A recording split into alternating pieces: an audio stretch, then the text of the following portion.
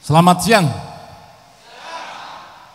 Ibu Bapak sekalian saya hormati, saya mewakili lembaga Ketan Nasional. Hari ini diberi tugas untuk sharing, bukan untuk mengajar. Karena setelah saya kemarin pindah dari Mabesat, saya menjadi tenaga ahli pengajar bidang ideologi. Dari kaitan penologi, kemudian undang-undang, 4 konstitusi dasar. Oleh sebab itu hari ini, siang ini saya diberi amanah untuk menyampaikan satu materi terkait dengan Pancasila. Oke, saya kasih judul Pancasila dan tantangan masa depan bangsa. Kalau kita melihat bahwa dari background yang saya baca, adik atau mbak ini kan umurnya maksimal 35 tahun ini kan, saudara sekalian, itu variasinya banyak. Ada yang Kang Duren, mana Kang Duren itu? Ada Kang Duren, kebetulan saya penghobi duren itu kan. Ada yang apa lagi itu, macam-macam ya kan. Ada duren, ada pertanian, dan saya hobi tani gitu kan. Ada yang traveling, saya yang orang Sukabumi angkat tangan. Sukabumi, enggak ada. Yang sudah tahu Geopark Ciltuh angkat tangan. Geopark Ciltuh, tahu Geopark Ciltuh? Sudah persana? Asik atau enggak? Asik sekali.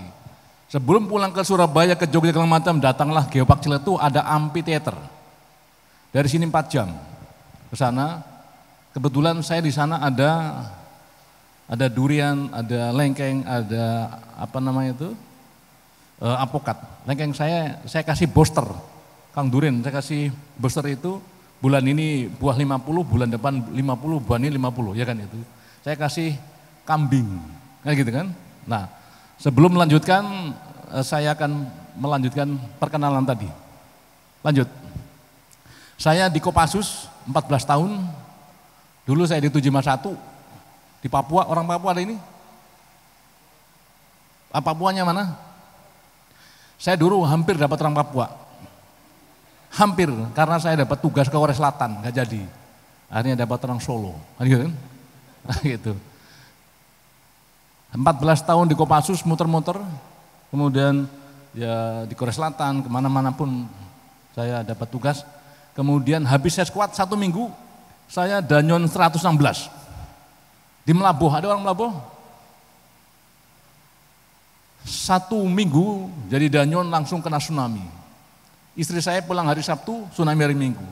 Saya bertahan dari jam 8 sampai jam 2. Saya udah kalau waktu itu udah nggak ada harapan hidup karena sudah tertimbun itu kan. Jam 2 saya bisa lolos. Nah, saya danyon 116 3 tahun. Di situ ada Prita Laura, ada Mutia Hafid, ada macam-macam lah datang ke situ. Di tempat saya di Melabuh. Lah. Kemudian setelah itu saya balik menjadi komandan sekolah raider. Di Batu Jajar, ada orang Batu Jajar? Enggak ada orang Batu Jajar, ini enggak ada orang Jawa Barat, enggak ada. Di Batu Jajar itu. Saya di situ, kemudian di situ saya dapat tugas di Komandan Force Protection Company di Unifil. Saya pernah diusir sama Israel karena saya dianggap bahwa mewakili Indonesia. I am not Indonesian, but now I'm part of a unit nation, saya bilang itu waktu itu. Karena kita mengadakan pembicaraan setelah ada class action yang dilakukan oleh Israel. Lah, 2009 saya diprotes sama anggota sama orang Israel. 2017 yang protes itu menjadi anggota saya waktu saya menjadi military advisor di unit nation. Itu saya itu. Nah itu. Pulang dari situ, saya asintel Ambon. Ada orang Ambon? Enggak ada. Di Ambon baru berapa hari kerusuhan. Ada pembunuhan terhadap tukang ojek. Akhirnya pembakaran macam-macam.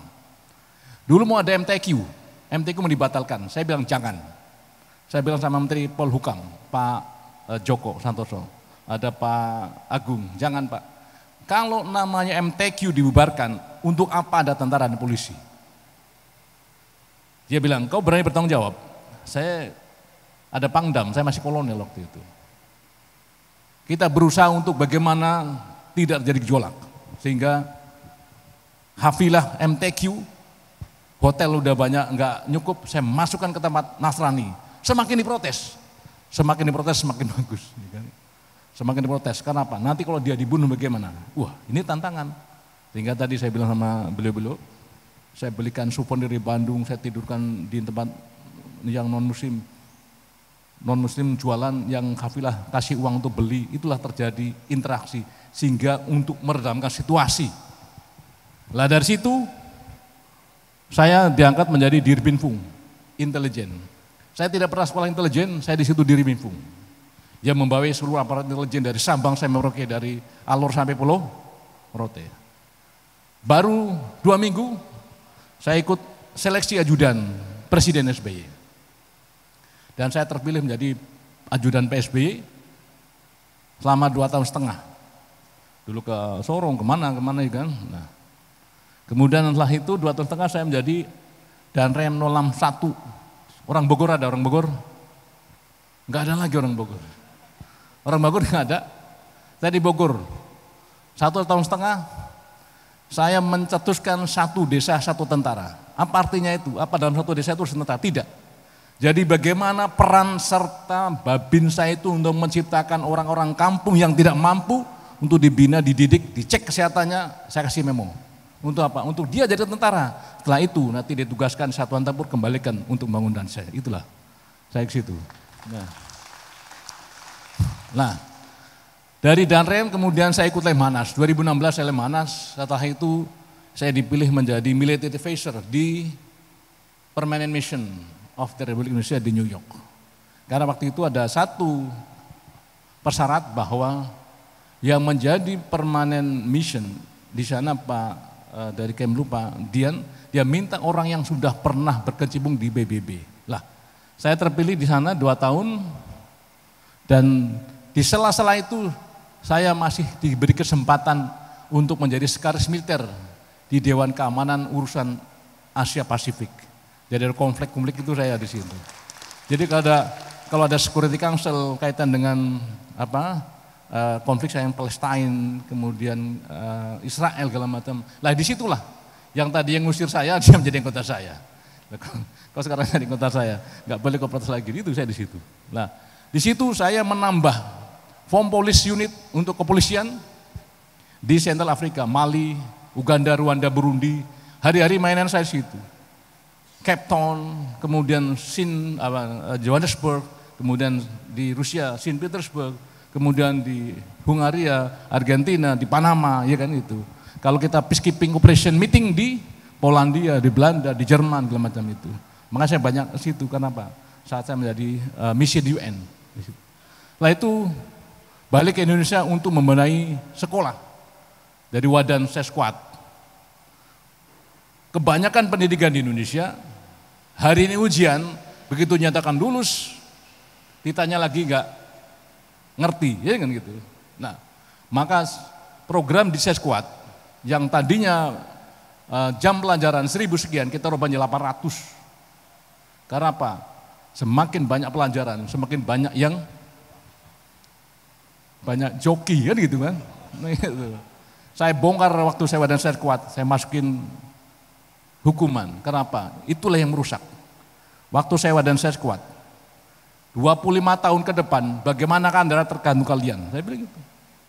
Sekarang saya di Lemhanas, saya bilang 10-15 tahun ke depan, bagaimana pemimpin nasional tergantung saudara di sini. Karena apa? Kalau dia kerjanya joki-joki, jangan berharap. Maka kita sekarang, waktu di Sesquad 1 minggu dia hanya penugasan sekali, ujian sekali, isi sekali, yang lain diskusi. Kalau nggak diskusi, otaknya akan hilang kemampuan untuk berimajinasi. Waktu corona, nanti ada corona situ. Ini saya 1 jam kan? Nah, waktu corona ada SSLN, studi sekolah luar negeri, mau dihapuskan, jangan. Waktu saya di military advisor, saya menerima Army War College, saya menerima National Defense University, dia untuk mengadakan studi luar negeri, tidak harus dia ke luar negeri, tetapi di sana ada defense atas, ada economic atas, ada sign atasnya yang siap di embassy dan dia bisa memberikan informasi. Tidak hanya buka di open source di Google. Nah itu saya menjadi inspektur latihan yang saya ngurus latihan Angkatan Darat. Kita lihat baru saya sekarang di pengajar, tenaga pengajar bidang teknologi. Demikian perkenalan singkat. Lanjut. Lah oke, kita lihat Pancasila. Lanjut terus ya, sampai 1 lembar. Saya tidak banyak-banyak, lanjut terus, klik lagi, ya. Saya tidak akan memberikan pelajaran, saudara sudah belajar, sudah tahu banyak. Kita punya ya Pancasila sebagai dasar negara, sebagai ideologi, sebagai pandangan hidup. Bagaimana kalau dia sebagai dasar negara, falsafahnya seperti apa? Dasar pengatur negara, kaidah yang fundamental, pelajaran sudah ada. Ya. Tetapi nanti saya akan lebih banyak terkait dengan tantangan. Ya kan, tantangan kemudian sebagai nasional, sumber inspirasi, orientasi bangsa, ideologi terbuka dan seterusnya. Nah, ini pelajaran-pelajaran yang kira-kira sudah saudara terima. Bagaimana sila ketuhanan yang Maha Esa? Misalkan saudara yang beragama Islam, beragama Nasrani, beragama itu adalah di situ toleransi, ada kewajiban untuk menyelenggarakan, melaksanakan kegiatan agama, ya menghargai, saling mengunjungi, ada semua. Ya. Saya kira sekarang banyak yang saudara bisa dapatkan melalui media, melalui Google dan seterusnya. Tapi paling tidak ada 3 hal, sebagai dasar negara, sebagai ideologi nasional dan sebagai pandangan hidup. Nah pandangan itu bagaimana ajaran itu, ya, itu dikenal bagaimana cita-cita, bagaimana arah bangsa, bagaimana jati diri kita. Ya. Jati diri saya kupas sedikit aja bagaimana persoalan dalam menghadapi tantangan ke depan. Ya. Sekarang ideologi Pancasila sedang menghadapi pertarungan dengan ideologi-ideologi lain. Ideologi lain di dunia banyak, ya kan. Saya sedang membuat tulisan terkait dengan konflik Israel Palestina dalam perspektif ideologi. Karena saya bagian ideologi. Lanjut. Ya oke. Bagaimana pendapat Dr. Alfian terkait dengan Pancasila? Ada 3 dimensi, ya. Secara realitas, secara idealisme dan secara fleksibilitas. Secara realitas bahwa nilai-nilai dasar yang terkandung dalam ideologi itu semuanya berakar, ya, diambil dari kaidah perilaku bangsa Indonesia. Sebagai idealisme, tentunya kita punya idealis, punya harapan, punya keinginan bagaimana kehidupan ke depan lebih bagus, bagaimana berbangsa dan negara ke depan lebih bagus. Kemudian sebagai fleksibilitas bahwa ideologi memiliki keluasan dalam pengembangan dan pemikiran. Dari itu semua sebagai ideologi terbuka Pancasila itu diharapkan tetap komunikatif dalam perkembangan masyarakat yang dinamis. Dan Pancasila itu tidak hanya dibayangkan, dibayangkan, tapi harus diamalkan. Bagaimana saudara sebagai pemeluk beragama tidak hanya beragama tapi dilaksanakan. Bagaimana berkeadilan sosial. Sekarang ada yang kesulitan. Bagaimana sekarang timbul di mana-mana di belahan dunia tentang unjuk rasa mendukung Palestina. Selanjutnya saya akan bicara banyak terkait dengan tantangan. Lanjut. Oke, selanjutnya. Nah, kita lihat tahun 2025. Nah, 2025 seperti apa tantangan bangsa Indonesia? Sekarang 2023. Tidak lama lagi, tinggal 22 tahun lagi. Kita lihat dari keberagaman suku ya, yang di atas itu. Sekarang 2023, kita ingin 2025. Pada 2050 penduduk dunia sudah mencapai dengan 10 miliar. Tinggal 22 tahun lagi. Bagaimana kita menyiapkan pemimpin yang sekarang sedang berkompetisi dalam rangka untuk mencari simpati untuk 2024. Bagaimana 2024 nanti ada konstelasi politik, apakah berjalan dengan baik atau tidak, kita lihat. Bagaimana ancaman yang akan dihadapi, itu semua terangkum. Ya. Sehingga the big question marks, bagaimana ke Indonesia. Kalau saudara pernah membaca tulisan Romo Mangun, ya kan, yang ditulis pada saat ada di nasionalis di Jogja, beliau memprediksi bahwa 2045 Indonesia akan bubar. Nanti ada tulisan di belakangnya. Bagaimana dengan itu semua? Untuk tidak terjadi hilang, untuk terjadi bubar. Ya. Oke, jadi ini the grand strategy bagaimana tahun 2045 dengan tantangan bangsa Indonesia, ancaman seperti apa, generasi muda seperti apa sekarang, dan seterusnya. Lanjut. Kita tahu bahwa dalam pembukaan Undang-Undang Dasar, cita-cita bangsa ini adalah bagaimana Indonesia yang merdeka, bersatu, berdaulat, adil, makmur. Tujuannya adalah, cita-cita adalah adil dan makmur. Apakah sekarang keadilan, kemakmuran sudah berpihak kepada kita atau belum? Saudara bisa melihat.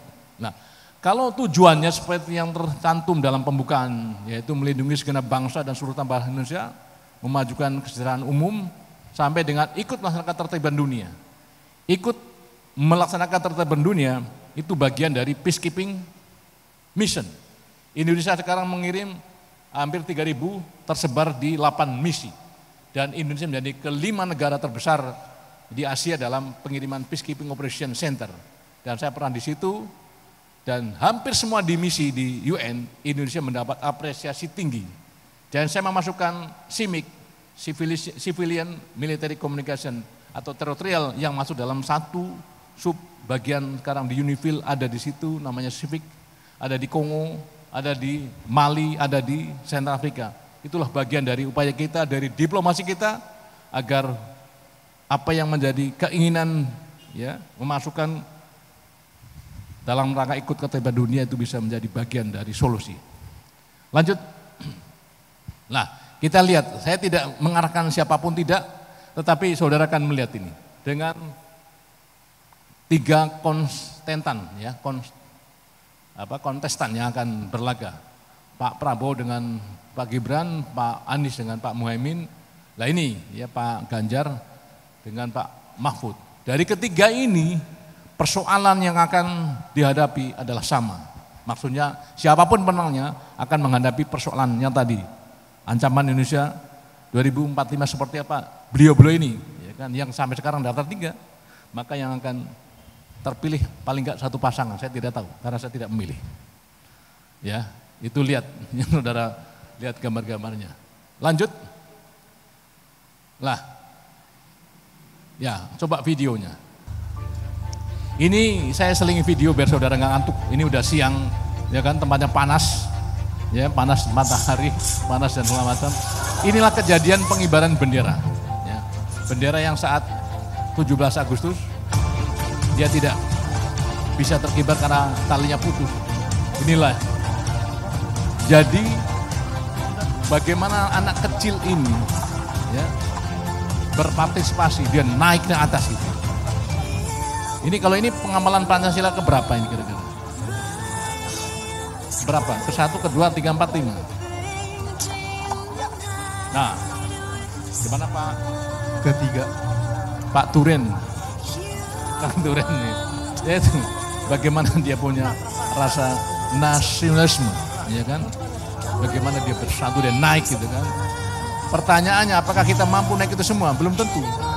Waktu kecil masih bisa, tapi kalau udah umur 40, apalagi saya kan udah 50. Naik itu bisa, ya, bayangannya naik itu.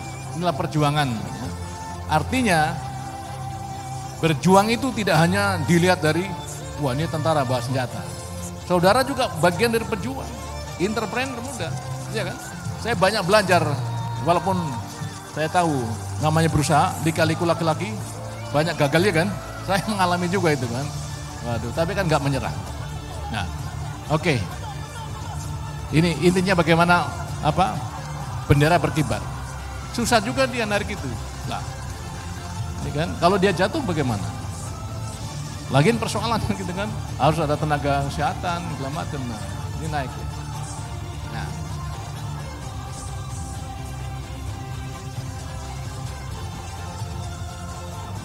oke. Intinya ini nih, bendera jadi naik. Lanjut. Langsung potong aja. Oke. Kita punya 4 konsensus dasar. Siapapun saudara, apapun backgroundnya, selama saudara tinggal di Indonesia, selama saudara tinggal di negara Indonesia, maka yang menjadi konsensus kita satu adalah Pancasila. Yang menjadi konsensus kita yang kedua adalah Bhinneka Tunggal Ika. Kita tidak bisa memungkiri karena kita dilahirkan dari suku yang banyak, dari agama yang bervariasi. Keberagaman, perbedaan adalah satu rahmat, satu kekuatan. Kita punya negara kesatuan Republik Indonesia, dari Sabang sampai Merauke, dari alur sampai, kemudian kita punya pembukaan Undang-Undang Dasar 45. Sekarang undang-undang kita sudah amandemen keempat. Sekarang banyak lagi para pemimpin-pemimpin nasional yang dulu lahir dari zaman sebelum kemerdekaan, pingin kembali ke 45. Karena sekarang udah undang-undang tahun 2000, sekarang undang-undang tahun berapa? 2002. 2002 karena ada MK, salah satu penjelmaan itu yang hari ini MK diprotes itu. Kita pernah di undang-undang, makanya banyak kembali undang-undang 45 sekarang sudah menjadi undang-undang 2002, ya kan? Kan dulu masih ada MPR, lembaga tertinggi, ya kan? Karena sudah nggak ada lagi lembaga tertinggi, semua sederajat. Ya. Lah, dari Pancasila, undang-undang yang merupakan 4 konsensus dasar itu adalah anugerah. Anugerah. Ya. Saudara lihat, hampir kita punya dasar fundamental yang lengkap. Ya kan, ada aturannya, kemudian keragamannya, negaranya yang jelas, kemudian ada produk hukumnya. Lah, dari situ ada satu kesepakatan, kita punya lagu kebangsaan Indonesia yang sama, yang mengkaitkan itu sebagai satu kekuatan. Ya, bahasa kita sama, walaupun bahasa kita banyak, bahasa Ambon, bahasa Sorong, ya kan, bahasa Jawa, macam-macam, tapi kita punya pemersatu bahasa Indonesia. Kemudian dasar negara satu, Pancasila. Lambangnya juga ada, Garuda Pancasila. Benderanya satu, merah putih. Dan tanah air negara kesatuan Republik Indonesia. Ini adalah satu pengikat ya. Selama kita berada di Indonesia, selama kita menjadi warga negara Indonesia adalah 4 konsensus dasar yang menjadi kesepakatan bersama. Tidak ada identitas lain. Ya. Lanjut. Lah, kalau saudara lahir tahun yang 60-an segala macam, ya atau sebelumnya itu kita punya Sumpah Pemuda, ya Sumpah Pemuda dari bertumpah darah yang satu, tanah Indonesia, kemudian berbangsa, kemudian berbahasa. Nah, itu merupakan satu simbol negara. Ya, simbol negara pasal 35 dan seterusnya, kemudian undang-undang di situ ada berdasarkan negara kesatuan Republik Indonesia. Ini adalah satu risalah yang dicetuskan oleh pemuda-pemuda saat itu saat mengumandangkan Sumpah Pemuda.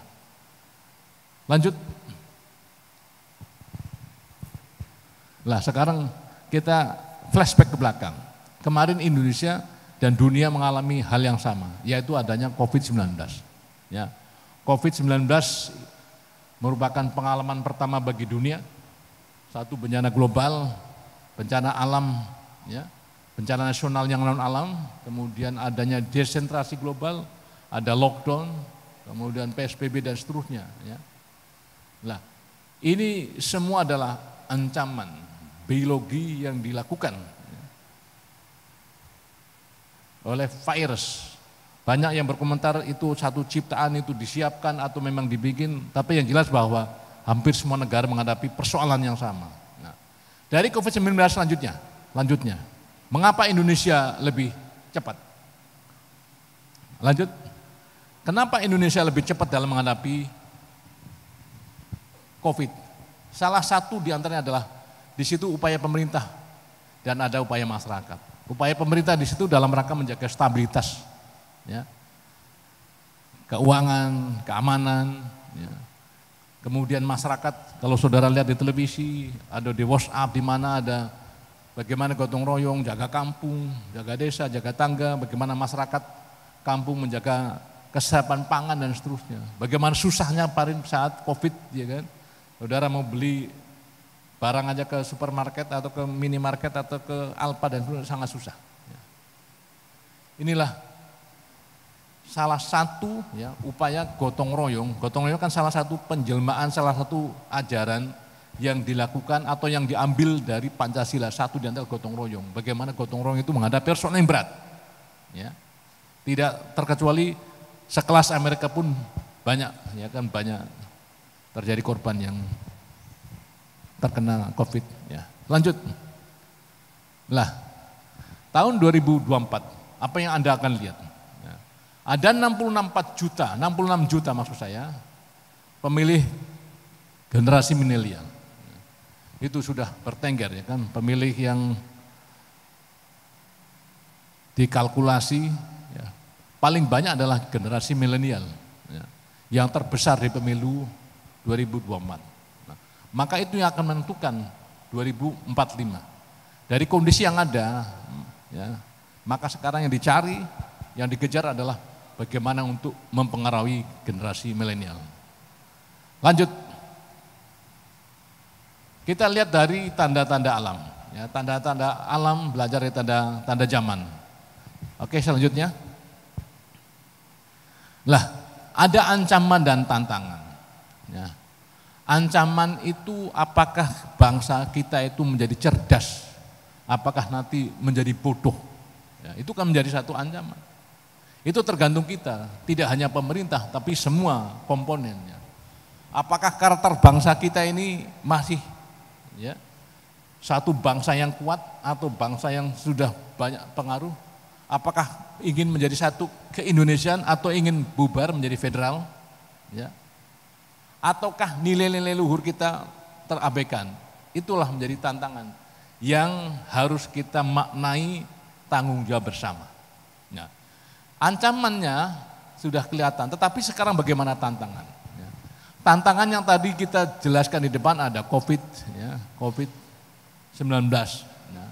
Kemudian ada perubahan cuaca. Sekarang kita lihat bagaimana cuaca antara kemarau dan musim hujan. Ya. Kalau kita berprediksi kepada BMKG nanti bulan ini dia hanya hitung-hitungan. Tapi kalau saudara beragama, ya beragama apapun, kita sekarang sedang diuji dengan ketabahan. Apakah kita akan menerima atau kita akan ngerasanin, bukan menunggu panas sekali segala macam itu. Itulah ujian. Kenapa nggak hujan-hujan? Dan kita nggak bisa bikin hujan karena banyak kekeringan, ya kan? Bagaimana kerawanan pangan, air dan energi. Ya. Maka tadi saya baca ada yang pertanian, ada yang dari plastik, ada yang mana farm ya? Peternakan, ada yang macam-macam, itu banyak gitu. Saya waktu di Amerika, saya nanam-nanam juga, kawan-kawan saya bilang, loh, kau di sini kan diplomat, orang-orang Afrika, diplomat, tapi kalau sudah di rumah di Queen, saya di dekat di John F. Kennedy Airport itu, ngapain jadi dia nanam nggak masalah itu kan. Kemudian lapangan kerja sekarang semakin susah, ya kan.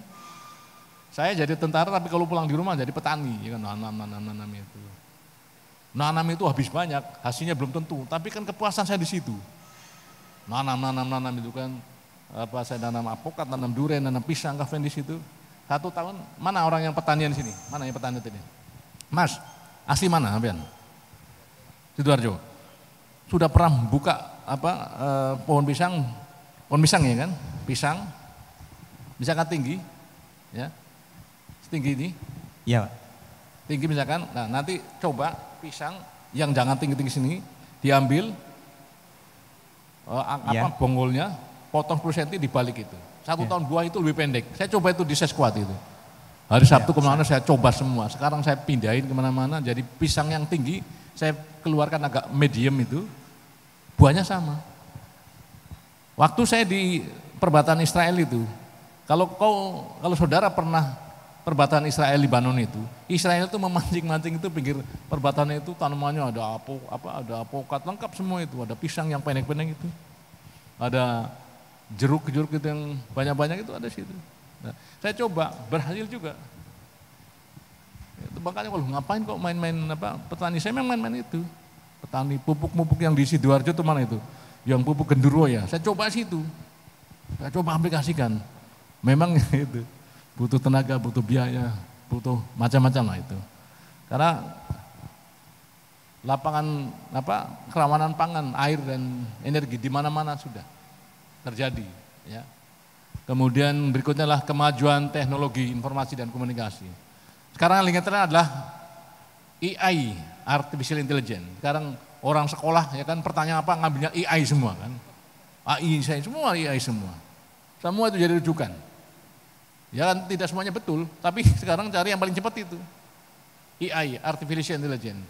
Kemudian yang berikutnya adalah perang. Sekarang di mana-mana terjadi perang, ya kan? Perang Ukraina belum selesai, perang Palestina, perang mana lagi? Ya. Kalau nggak selesai Palestina Israel bisa, kalau sampai Rusia nimbrung, kalau Iran nimbrung rame. Terjadi hal yang tidak kita prediksi, unpredictable. Lanjut, kita masih ancaman. Lanjutkan, ancaman terkait dengan radikalisme, terorisme, kemudian kekerasan ekstrim, kemudian intoleransi ingkar kebinekaan, dan ada yang menolak Pancasila. Inilah salah satu ancaman. Ancaman atau yang tidak suka tidak harus dimusuhin. Waktu saya dan Rem Bogor, ada yang dianggap bahwa itu tidak setuju dengan Pancasila, jangan dimusuhin. Itu rakyat kita datangin, kita rangkul. Kalau kita musuhin, kalau kita, wah ini kau sudah bukan nggak panik, jangan, dirangkul, masih di Indonesia. Saya bertugas di Kongo, saya bertugas sana, ya kan? Itu yang bukan warga negara sendiri pun kita harus lindungi. Nah sekarang ada pertanyaan, kenapa kita harus ngurusin ngurusin Palestina, sementara Indonesia susah? Nah, terus kita ngirim pasukan ribuan yang di luar negeri untuk apa? Dalam rangka menjaga ketertiban dunia. Nah itulah bagian dari bargaining. Bapak Ibu sekalian saya hormati, Indonesia tidak akan pernah menjadi non-permanent member Security Council kalau tidak ada instrumen peacekeeping center. Itulah yang saya perjuangkan situ. Karena saya bisa memasukkan instrumen peacekeeping operation di Security Council, maka saya terpilih menjadi sekretaris militer di Security Council. Itulah masuk di situ. Kalau kita ngapain ngurus negara lain, kita aja masih susah. Kalau gitu yang di luar negeri kita tarik semua. Yang di PBB tarik, polisi tarik, segala macam. Tidak, itulah bagian. Karena kita keberagaman agama itu bisa lintas. Budaya bisa lintas. Contoh, olahraga yang bagian tenis, ada tenis Steffi Graf dulu ya, yang tua, ada Nadal, lalu macam. Walaupun bukan satu bangsa, itu kita support, kan gitu kan? Karena melintasi itu. Oleh sebab itu, kenapa kita harus membela atau apa? Itu masalah kemanusiaan. Tidak boleh ya kan? Tidak boleh. Loh, bayangkan orang yang lagi hamil nggak ada itu dibom segala macam, nggak boleh.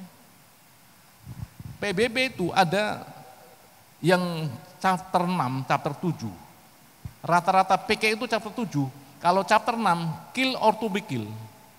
Saya pernah di UN itu sama Amerika protes sama saya. Loh nggak bisa. Kalau semua yang dianggap orang tidak bersenjata tembakin mati nggak bisa. Jangan nggak main tembak-tembakan itu. Membunuh nyawa satu orang manusia itu kalau dalam agama itu menjadi penghuni neraka itu. Nggak boleh asal tembak-tembak mati anak orang gitu. Loh, saya di situ saya berjuang nggak boleh. Kita punya ada kemanusiaannya. Makanya dibentuklah PBB itu untuk membantu sesama yang itu. Ya, lanjut. Berikutnya apa lagi nih? Nah, sekarang kita lihat bagaimana saudara punya gadget. Itu menurut penelitian itu, hidup tanpa ponsel paling lama 7 menit. Ya kan? Bangun tidur, bukan terus mandi. Ya kan? Bangun tidur, cari, begitu kemana-mana, habis mandi, bukan ketolong ibu, habis mandi, lihat WA itu kan, semua WA, habis masak itu, sambil masak WA terus itu kan. Lah, penduduk Indonesia sekarang sudah 276 juta. Ya. Dari sekian banyak itu, bagaimana sekarang pengaruhnya? Ya. Bahwa gadget atau internet atau yang sekarang pakai WA itu akan mempengaruhi tata nilai kehidupan. Nggak usah jauh-jauh, saya juga mengalami. Saya, istri, anak saya satu persiapan ke Turki, ya kan? Pulang kemarin dari Libanon, sekarang mau ke Turki, kursus bahasa Turki ke sana, biar tahulah, jangan hanya tahu di Indonesia aja. Nah, berempat aja, yang satu lagi anak saya di hubungan internasional, kan? Karena kemarin saya bawa ke New York untuk bisa berdiplomasi. Lah kadang-kadang berempat itu makan itu bukan kita makan, mainin handphone gitu kan, itulah mempengaruhi, sangat mempengaruhi kan. Kemudian dengan handphone, dengan ponsel yang sekarang itu bisa juga menjadi kesenjangan, ya. Ada yang bolak-balik ganti dan seterusnya. Kemudian memudarkan nilai-nilai asli bangsa. Kemudian egois, pola hidup yang konsumtif, kemudian akan berpengaruh berbagai, termasuk truth, ya kan. Nah, jadi ini yang terjadi, suka atau tidak suka, ya, kita sedang mengalami itu. Ya. Tadi bilang AI, artificial intelligence, apakah AI itu harus berideologi? Padahal dia robotan gitu, persoalan itu. Nah, lanjut. Nah, sekarang bagaimana mimpi remaja zaman now, ya, untuk menjadi yang nyaman, aman, ya, tidak perlu kerja keras untuk mendapatkan uang. Sekarang sudah banyak yang menggunakan media sosial, apa YouTuber atau TikTok, ya kan, ukurannya follower. Banyak yang membuat konten kadang-kadang yang unik, berani, bahkan sampai dengan yang melanggar aturan norma.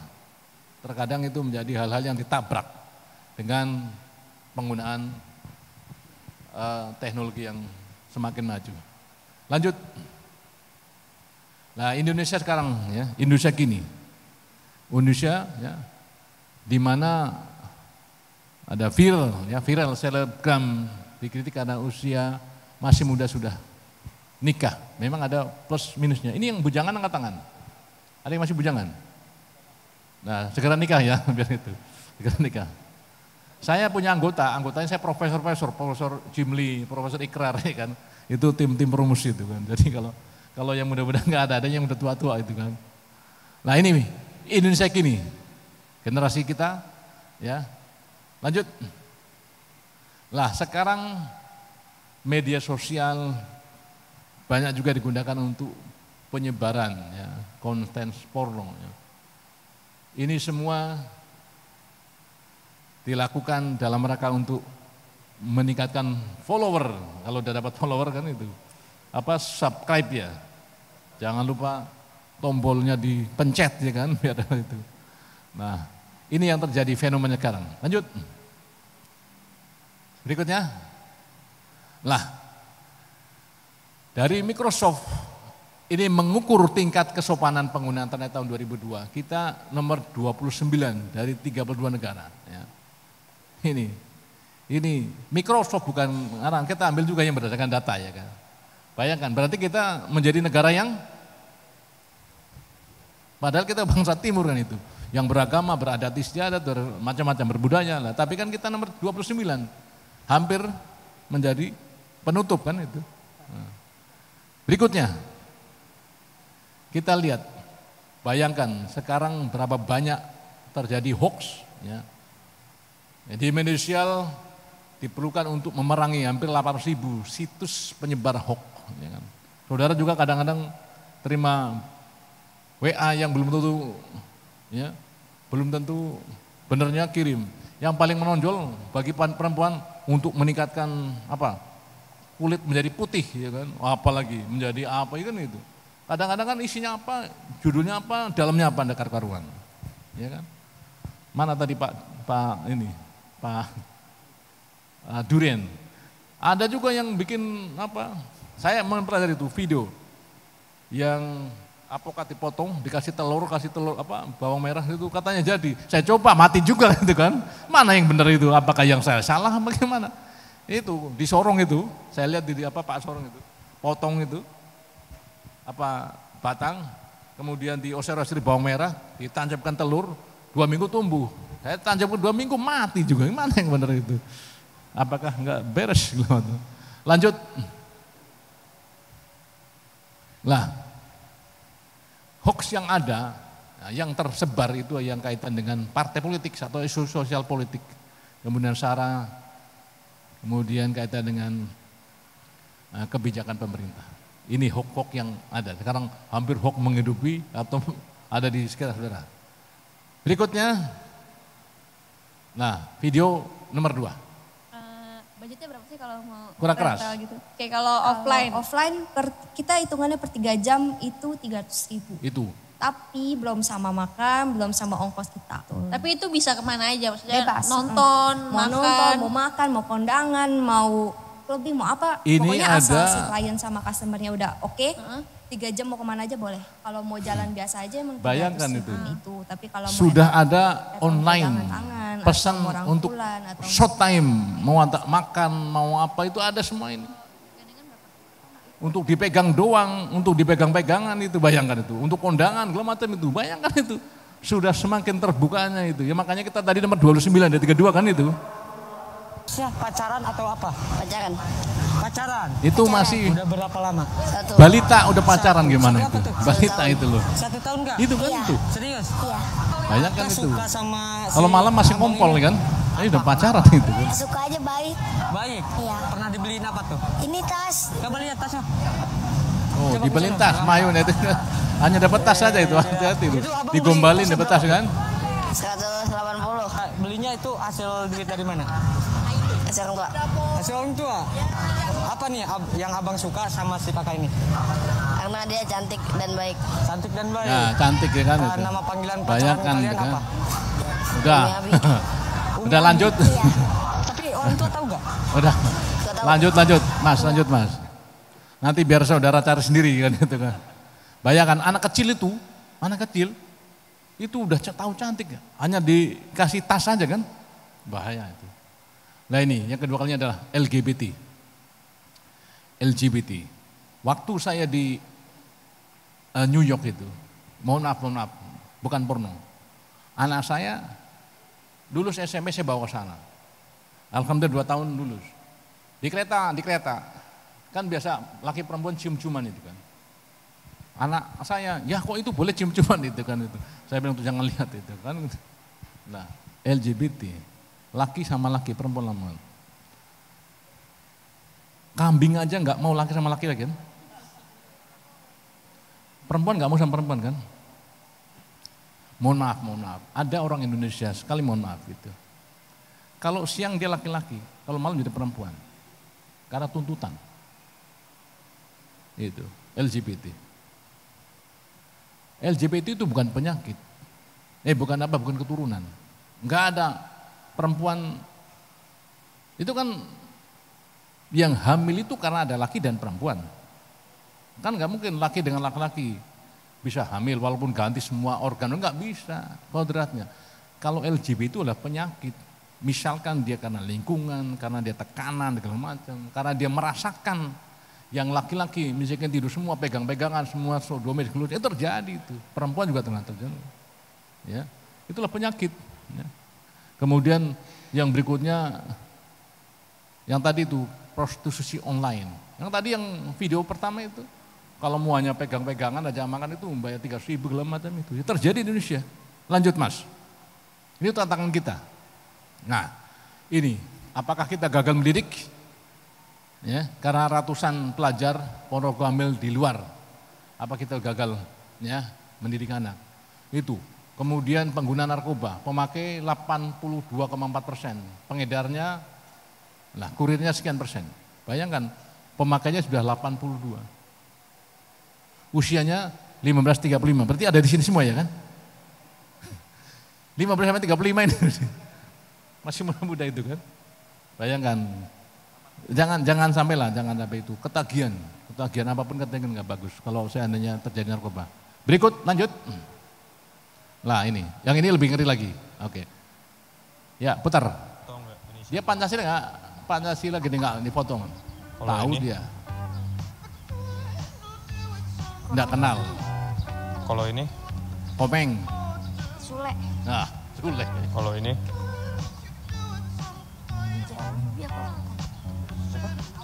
Jabibi kayaknya. B.J. Habibie. Lo tau nggak ini siapa? Awawing. Awawing. Kalau ini? L.I. apa ya?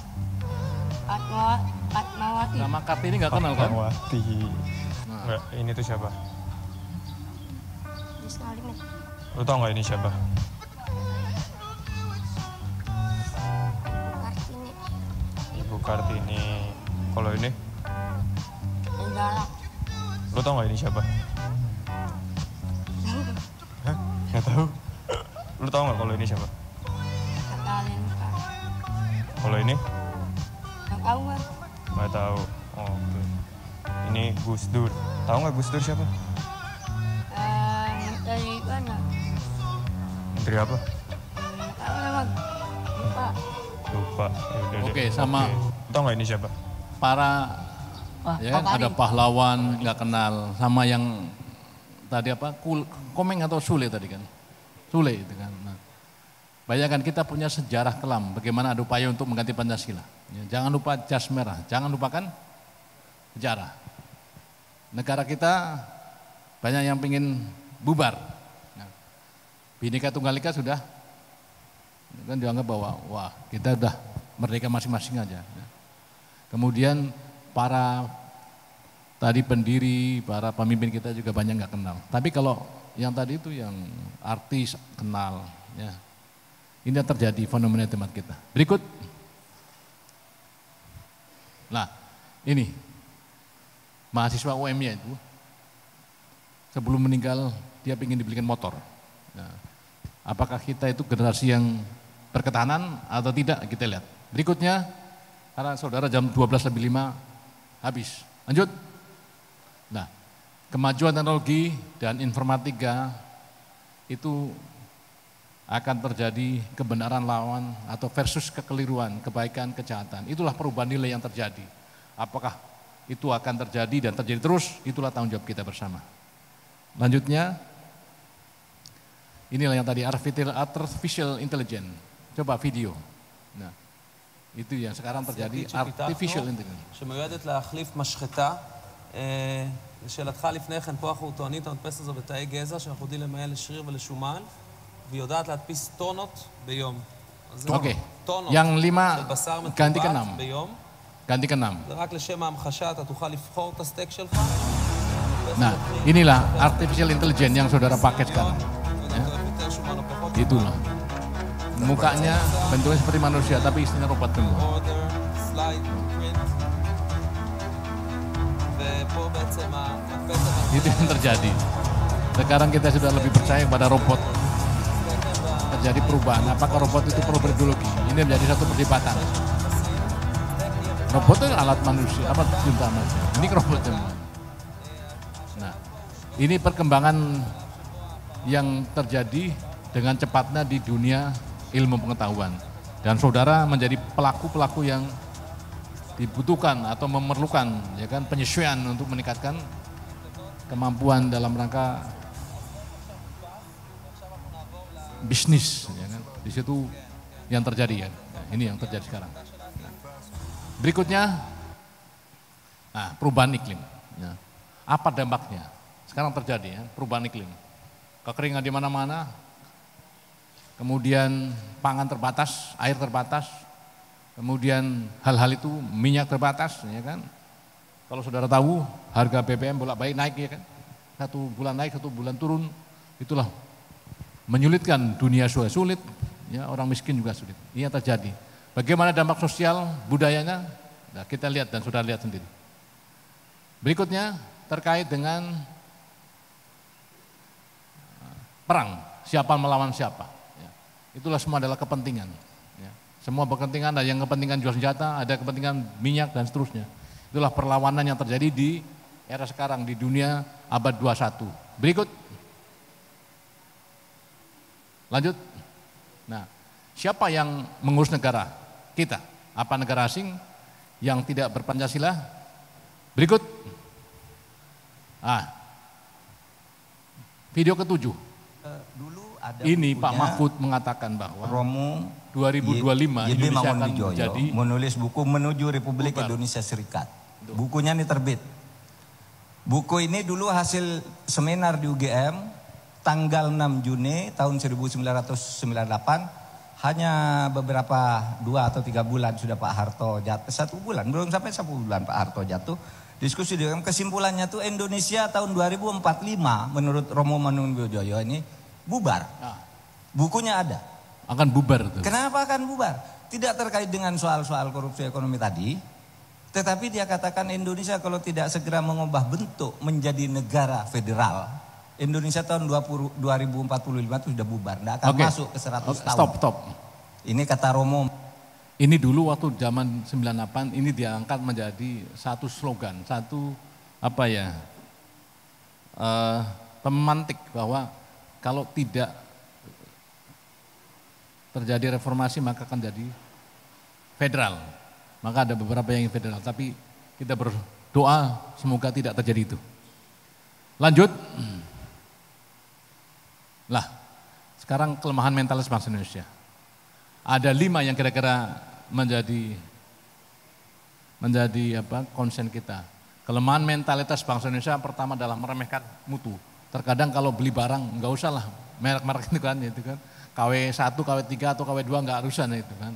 Yang penting brandednya sama itu kan. Apalagi. Yang kedua suka menerabas. Saudara pernah tinggal di luar, teratur. Aturan macam-macam bagus, ikuti, begitu kembali Indonesia, kembali lagi kan gitu kan. Lampu merah, diterobos. Ibu-ibu sen kanan belok. Nah itu yang kemudian sifat tak percaya diri, sifat tak berdisiplin diri yang tadi saya bilang itu. Yang berikutnya adalah suka mengabaikan tanggung jawab.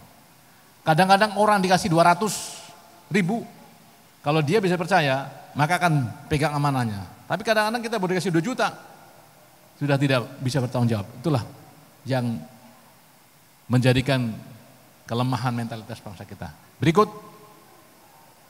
ya, ini Mukhtar Lubis. Bagaimana ciri-ciri manusia Indonesia, hipokrit atau muna. Bukan muna yang di Sulawesi Tenggara, bukan. Muna, kemudian enggan bertanggung jawab atas perbuatan, kadang-kadang lempar handuk, ya kan, lempar handuk. Kemudian feodal, pingin nyaman, aman ya kan, nggak kerja, duit banyak, istri cantik, suami enak ya kan, restoran, tapi mobil banyak kan gitu kan, rumah mewah dan seterusnya. Berikutnya lagi adalah, wah sudah ada penggandaan uang dan seterusnya, ada tuyul segala macam itu kan, pingin kaya dan seterusnya, artistik dan berwatak lemah. Berikutnya lagi, caranya bagaimana? Ya, tadi ideologi Pancasila yang berwujud, ya, yang diambil dari budaya kita, kemudian yang berbentuk, ya, kemudian berketahan harus tahan. Bagaimana menjadikan generasi kita, bangsa kita menjadi bangsa yang berkarakter, bangsa yang cerdas, punya jati diri dan tetap berbudaya Indonesia. Walaupun sudah kemana, ya. Walaupun sudah kemana-mana tetap aja kita bagian dari bangsa Indonesia. Sekarang yang mempelajari wayang orang mana? Norway, ya kan? Wayang orang mana? Orang Inggris. Orang Indonesia suruh belajar wayang. Bahasa Jawa kita gimana? Hampir hilang. Kan gitu kan? Berikut. Lah ini. Bagaimana kita harus berbela negara. Bela negara itu adalah satu upaya ya dalam rangka mencintai bangsanya. Tidak harus menjadi tentara, tidak harus senjata. Saudara juga bangsa, Indonesia bisa bela negara. Dari apa? Dari tadi, upaya menjadi pedagang, menjadi peternak, menjadi petani dan seterusnya. Itulah bagian dari keberagaman untuk membela negara kita dari segi profesi masing-masing. Lanjut. Siapa pemimpin bangsa Indonesia masa depan? Lanjut. Nah, ada 3 syarat yang tadi saudara lihat itu di atas. Harus sehat, jasmani, rohani, dan ideologi. Tentunya bapak-bapak tadi sehat-sehat semua kan? Ya, tinggal nanti saudara pilih masing-masing. Tanya dalam hati, tanya diri sendiri, berdoa malam hari, pilih besok paginya. Berikutnya, lah dari 3 kriteria yang tadi, maka untuk membuat ya, Indonesia maju, ya, Indonesia yang bagus, paling tidak yang pertama tadi harus cerdas berdasarkan pembukaan, mencerdaskan kehidupan berbangsa dan bernegara, ya. Ikut serta ketertiban dunia. Berkarakter, karakternya Pancasila, dia punya ideologi, punya satu ketuhanan, beragama, punya kemanusiaan, punya persatuan, kerakyatan, sampai dengan keadilan sosial itu ada dalam Pancasila. Kemudian punya visi, visionernya bagaimana kita punya negara yang berdaulat ya, kita harus mengadakan bela negara sesuai dengan tugas tanggung jawab masing-masing. Selanjutnya, nah 3 pilar, kira-kira tahun 2025 kita butuh pemimpin atau Indonesia akan dipimpin oleh pemimpin yang berbasis kebangsaan, memiliki wawasan geopolitik. Sekarang kita lihat bagaimana geopolitik dunia, bagaimana perseteruan di kawasan Asia, kawasan Eropa, kawasan Timur Tengah, kawasan Afrika dan seterusnya. Yang ketiga adalah berpikir strategis, bagaimana ke depan ya, bagaimana memikirkan kesiapan pangan kita, kesiapan alutsista kita. Kalau saudara mungkin melihat, mendengar, membaca, kalau kita perang hanya berapa hari Indonesia? Perang berapa hari kita mampu punya senjata, punya munisi? 3 hari. Sebagiannya wassalamualaikum gitu kan. Harus gerilya. Kita punya sekarang tenaga cadangan. Karena kita punya negara tropis. Maka yang disiapkan kalau kita pertahanan jebol udara Kalimantan, kita mengadakan gerilya. Makanya slogan TNI itulah TNI bersama rakyat, harus baik bersama rakyat karena yang akan membantu rakyat. Contohnya pada saat perang melawan Belanda. Berikut, bagaimana upaya lebih baik? Ya lanjutkan. Ya, penguatan yang pertama beriman kepada Tuhan yang Maha Esa. Yang kedua adalah perilaku kita, sifat kita. Berikutnya, jati diri kita, behavior yang kita punya integritas. Brain, kita butuh orang yang punya kecerdasan berwawasan luas. Berikutnya lagi, tidak kalah penampilan ya kan, yang cantik ya handsome, ya, yang ganteng, yang sehat jasmani rohani. Terakhir, bila kita kehilangan harta sebenarnya itu adalah tidak hilang, tetapi kalau kita kehilangan kesehatan ada satu yang hilang. Kalau berikutnya lagi, kalau kita kehilangan watak, maka segalanya akan hilang. Terima kasih. Ya. Itu saja.